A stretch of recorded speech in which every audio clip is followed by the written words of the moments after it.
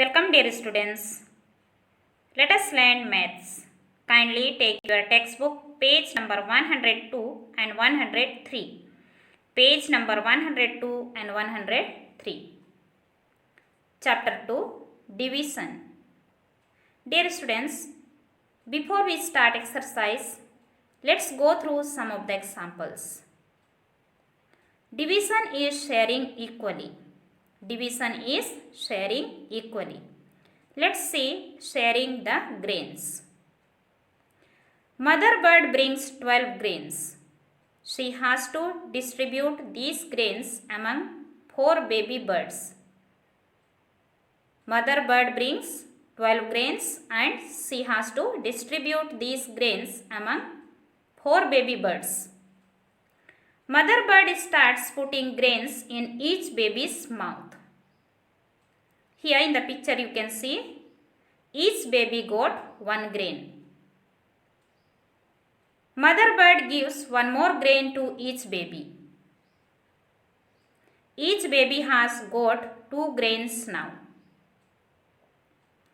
Mother bird is left with some more grains. She gives 1 more grain to each baby bird. Now she is not left with any grain.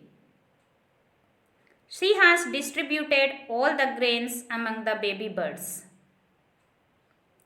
Each baby bird has got 3 grains. How many grains? 3 grains. Dear students, we use the symbol here given inside the inverted comma, this particular symbol for division. And the above division can be written as 12 divided by 4 equal to 3. 12 divided by 4 equal to 3. Let's see the next example. Division is equal grouping. Division is equal grouping. There are 15 students in a class. How many students are there in a class? 15. Teacher has to divide them into groups. She can make 3 groups. In each group there will be 5 students. We represent this as 15 divided by 3 equal to 5. 15 divided by 3 equal to 5. In the picture you can see, here teacher divided 15 students into 3 groups. In each group how many students are there? 5 students. Hope you got it. Now let's come to the exercise. Exercise number 1. Make groups and show the division. Make groups and show the division. Here different objects are given. A. Pencils. 16 divided by 4. Here total 16 pencils are given. When we divide these 16 pencils by 4, how many groups we can make? 4 groups. 16 divided by 4 equal to 4. We can make 4 groups. In each group, how many pencils will be there? 4 pencils. Okay.